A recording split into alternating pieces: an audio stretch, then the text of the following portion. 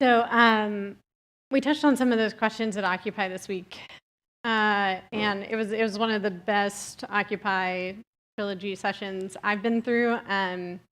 Tremendously helpful to me. So it helped to guide what I'm going to say tonight. When I asked them what the humanity of peace looks like, at first we described characteristics of stereotypically peaceful people, that they seem to act from an inner peace, this inner resource or practice of peace, that they have a quiet spirit, that they seem to be always listening, that they hold a posture of openness. This is my favorite, that they walk at a gentle pace, neither running from something nor rushing to the next thing. So if nothing else, that last one disqualifies me from preaching tonight. There are some of these characteristics that elude me almost entirely, at least most of the time. And when you think of peace as a quiet spirit that walks softly upon this earth, I'm afraid I'm just not going to fit the bill. But it's something that sometimes I aspire to. And I'm glad to be in a community of people who instinctively know that peace is something that starts on the inside. There is something we can sense about people who are at peace with themselves. They're healthy, balanced, open, unthreatened. And we can all exude this in our healthiest moments. When we are confident, when our needs are well met, there is an inner peace that I think is contagious. And it improves our communication with others. It puts other people at ease around us. And I resist the idea that there are people that are naturally at peace, that you're just born with a peaceful disposition. I think it's something that we have to practice. I think mindfulness, spiritual practices, and healthy communication can be taught to people of all ages. At least I'm holding out hope for me. And when we talk about cultivating inner peace, our conversation often turns to spiritual practices and to self-care, which is this hot buzzword in our culture right now. And for that, I'm grateful. But self-care is among the oldest of spiritual practices. We used to call it Sabbath, or taking time alone, or spending time in silence. Or ladies, the red tent, if you want to know more about that. See Kayleen, she knows what she's talking about. But I think we need to regard this term with some healthy skepticism these days so that we don't engage in self-care practices in an escapist or consumeristic fashion. Self-care is about identifying, communicating, and meeting your own needs to the best of your ability. It's putting your health first so that then you can help others. My visual for self-care is the flight attendant safety talk. You put on your own oxygen mask and then you help other people put on theirs. It's not supposed to be one more thing on your to-do list or one more thing that people expect of you. Like I have to look perfect and do my job perfectly, and then I have to go to hot yoga and people have to know about that, and then I have to go to the beach and take a self-care Saturday picture and post that on Instagram. Not that I haven't done all those things, but I actually enjoyed my trip to the beach.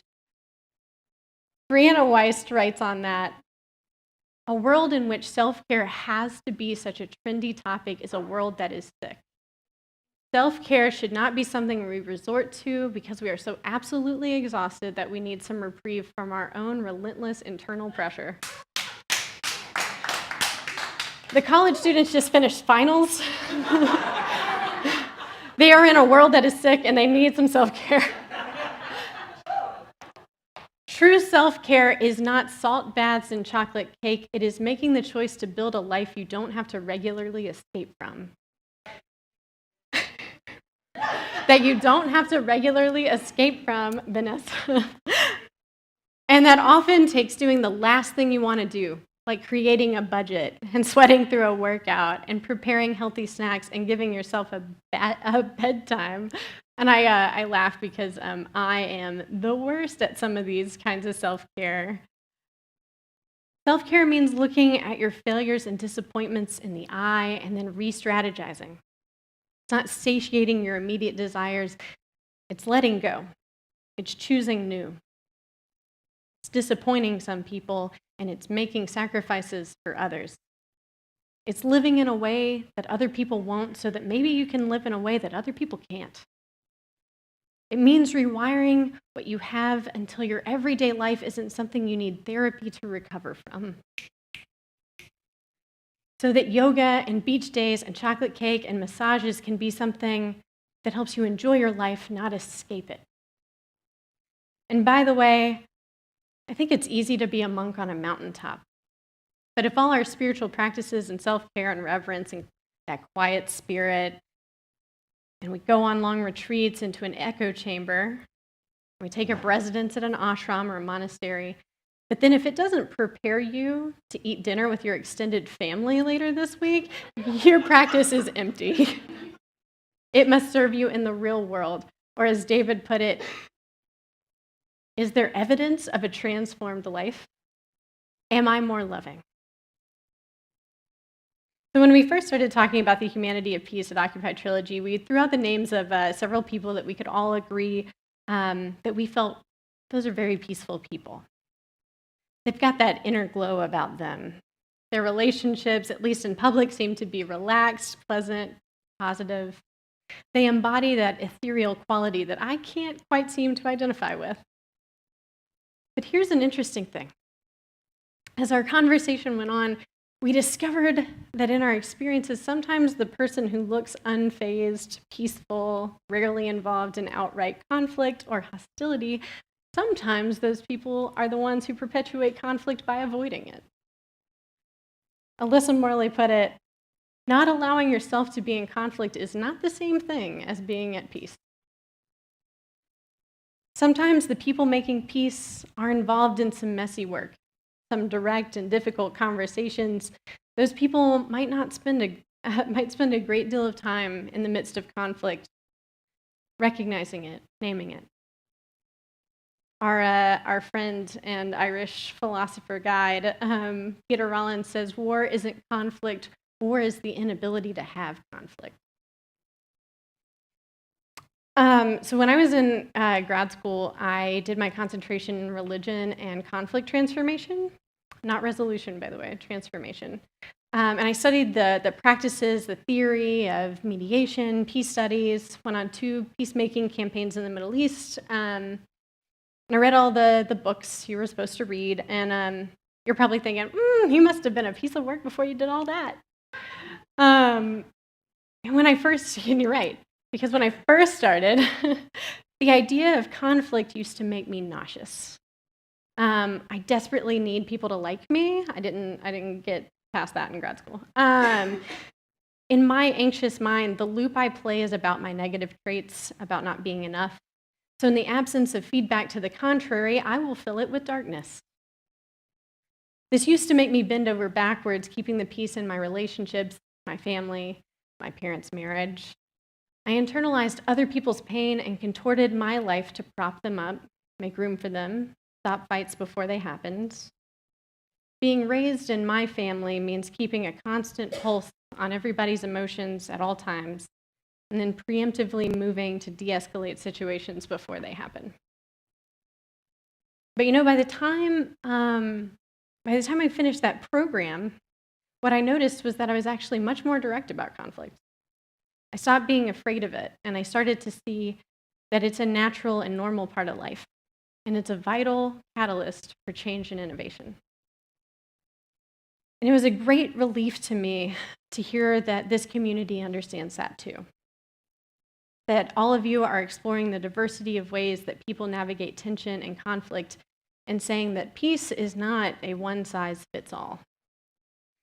If we're going to celebrate the humanity of God this Advent season, the idea that God dwells in us as us, then we need to expand our understanding of peace such that it is large enough for different people and their different experiences and their loud and quiet personalities, both introverts and extroverts.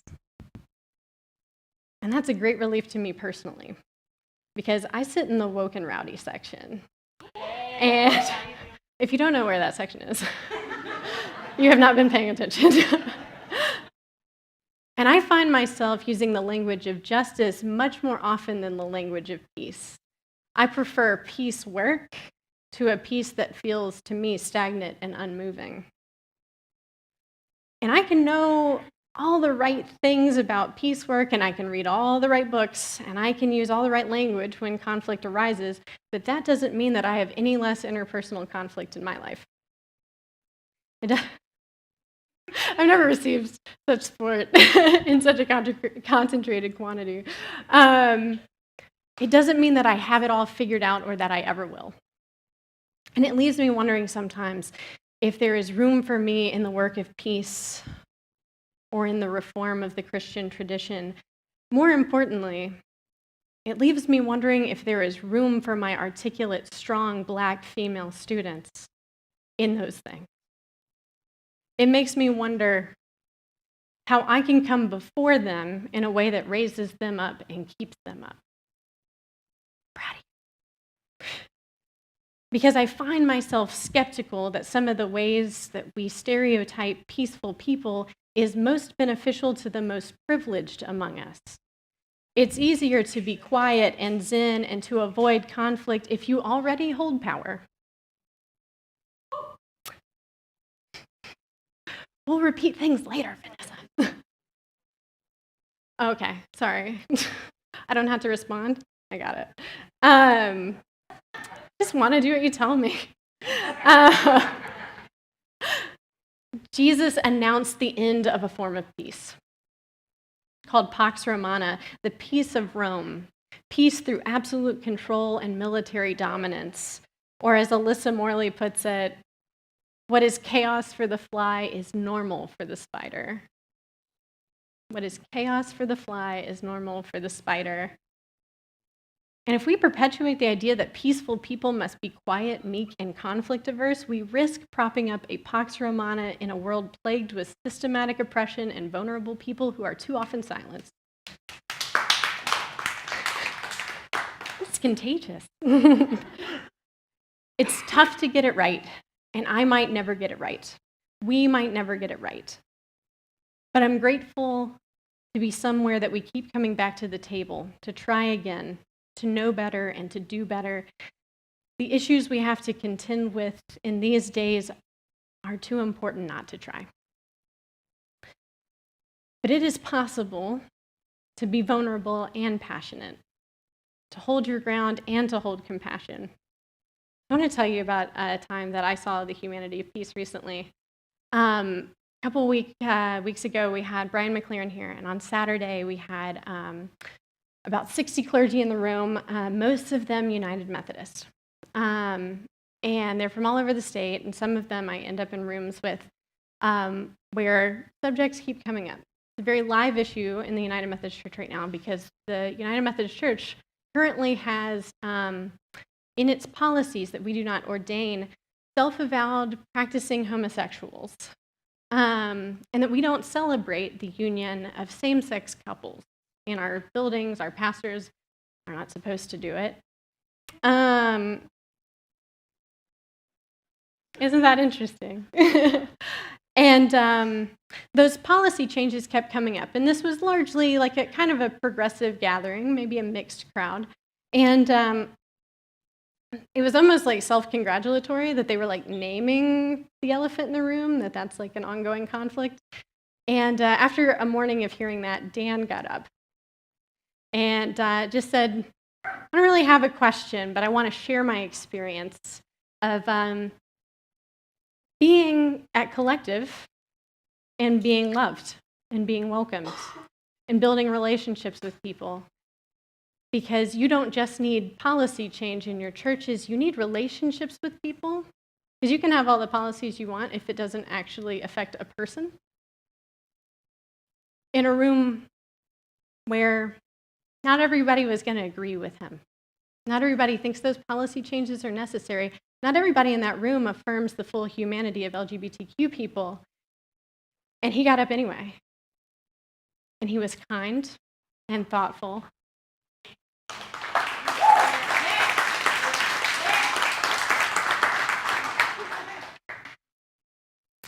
And I watched that, having sat in many, many rooms with many United Methodists who did not know when they said hurtful things that they were saying them about me.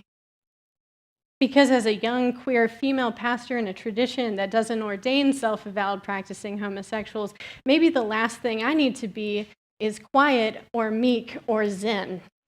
But all of us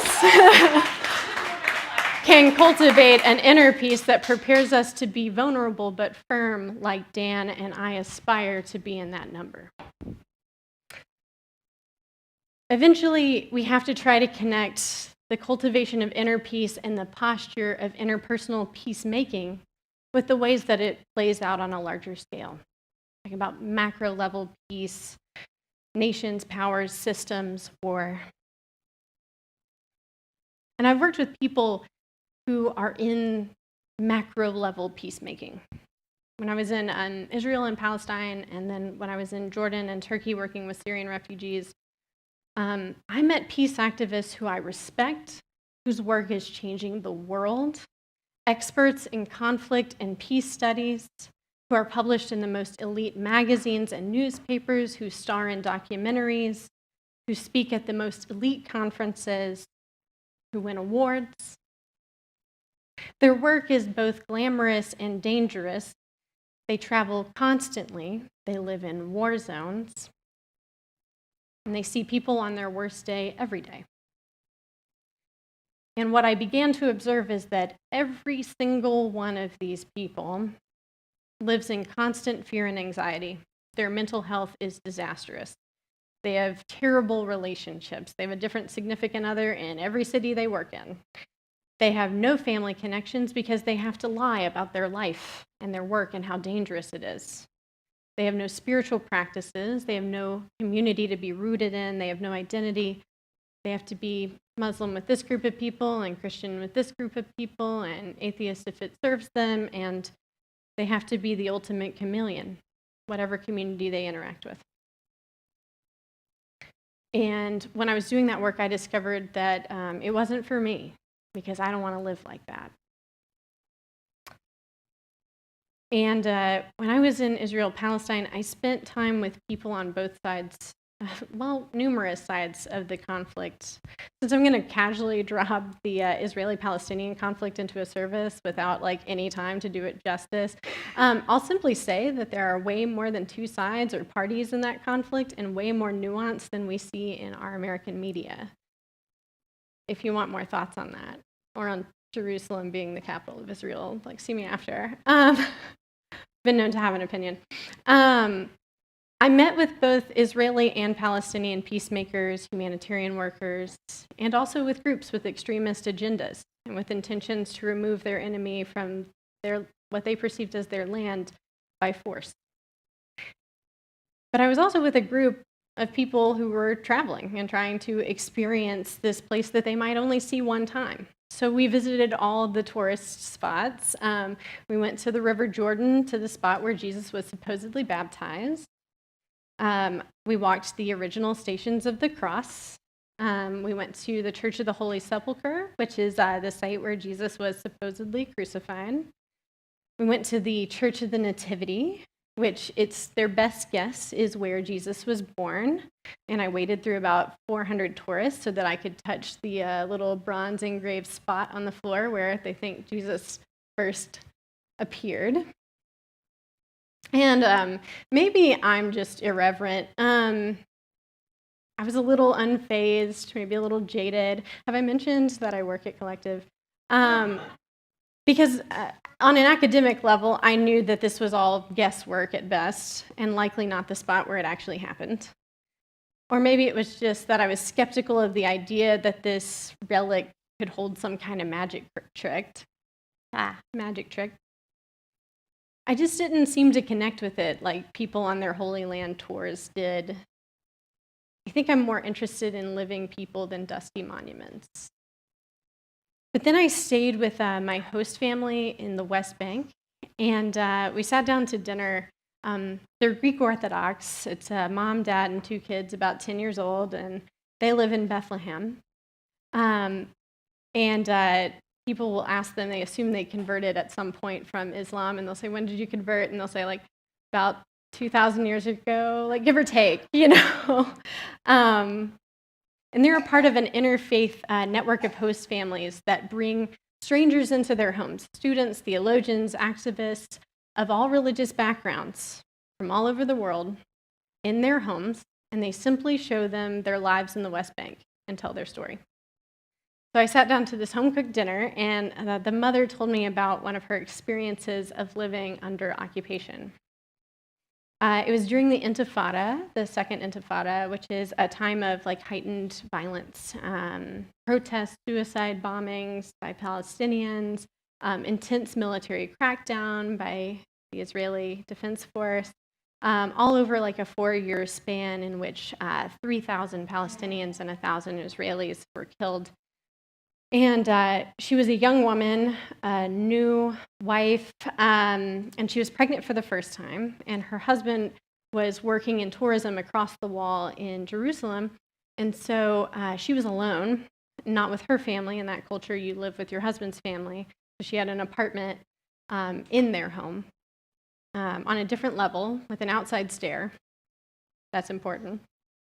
And at this point, they're living under a 24-hour curfew, round the clock. And the curfew only breaks at random through sirens and PA systems for a few hours every couple of days so that people can get out and get food and basic supplies, just to keep people from being able to assemble. And if you go outside, you can be shot by sniper fire from towers with no repercussions at all. So she's isolated in an apartment by herself. And the stress starts to lead to complications the further along she goes. Been in and out of the hospital a couple times, kind of worried about this. And finally, she goes into premature labor at 7 months. And she is able to call an ambulance, and they are able to come get her and take her to the hospital alone. And from the hospital, she's able to call her family just before they put her under and just tell them what's going on. They live across town. And her mother cannot stand that she is about to have emergency surgery and go through this by herself. That her daughter is somewhere with no one to hold her hand. And so she leaves her house and goes street to street under awnings and roofs and through alleyways and through people's backyards until she gets to the hospital so that her daughter doesn't have to be alone. It was a very dangerous and traumatic birth, but both babies and the mom made it. And after about a month, the father was finally able to meet them. And so later that night, after she tells me the story, I'm sitting in the room I'm staying in alone, and I'm looking over the lights of Bethlehem, and it's June, by the way, and I'm listening to Christmas music on my iPod, the dated story, because their story brought the Christmas story to life for me. One birth story made the other real for me in a way that touching the baby Jesus spot never could. They invited me into the story of a pregnant woman alone in a dangerous world, cut off from family, living under an oppressive government, a government that shortly after the birth of Jesus would order the infanticide of a generation of baby boys. There is a storybook version of Christmas with stars and shepherds and magic tricks, and it is also all those things, and can and should be filled with wonder, hope, and joy. But it is also a story of grit and strength and courageous women and compassionate men who believe women. That bears repeating, compassionate men who believe women. Dangerous. Thank you. Generous strangers and human connections in difficult circumstances. The first Christmas was traumatic and dangerous. It was the countercultural announcement of a new kind of peace, not Pax Romana, peace through power and control, but peace through vulnerability, peace through hospitality, the links that people will go to so that no one has to go it alone. There is a kind of peacemaking where you have to be a chameleon, reach the maximum number of people with the message they need to hear, raise the necessary funds, and then move to the next place, blend in with them, gain their trust, and do that exhausting, heartbreaking work. Wash, rinse, repeat. It's important work that is only sustainable when people have practices that help them to cultivate inner peace. Otherwise, it is a tourism sort of peace, just passing through. No connections, no vulnerability, no roots. But my host family embodied a peace that sets up camp. It embeds with people where they are. It speaks truth to power, but is brave enough to risk encountering the other. It invited people who are different to the table. If Christmas is the time of year when we reflect on the humanity of God, the nearness of the divine to us in relationships and daily life and struggle and love, then the humanity of that peace is to be found in people who can put flesh on stories and make them real again. Hospitality to let people into your homes, though you live in a dangerous world, breaking bread together, and sharing a meal.